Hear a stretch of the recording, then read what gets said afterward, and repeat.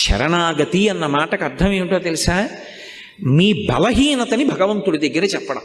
అందుకే మీరు ఎప్పుడైనా శరణాగతి చదవండి. రుక్మిణీదేవి శరణాగతి తన బలహీనత చెప్తుంది. గజేంద్ర మోక్షణం శరణాగతి తన బలహీనత చెప్తాడు. ఈశ్వర, మీరు నాకు మనస్సు ఇచ్చారు, ఇంద్రియాలు ఇచ్చారు, బలం ఇచ్చారు, బుద్ధినిచ్చారు, శాస్త్రం ఇచ్చారు, గురువునిచ్చారు, ధర్మచక్రం దాటి పనులు చెయ్యొద్దన్నారు. కానీ నా మనసు వెంపర్లాడిపోతోంది అక్కర్లేని కోరికలు తీర్చుకోమని.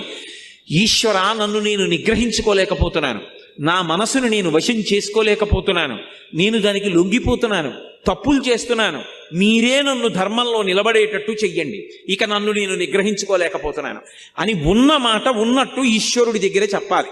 అంతేకాని ఆయన దగ్గరికి వెళ్ళి మహానటుడిలా పరమ ఉత్తముళ్ళ నిలబడకూడదు.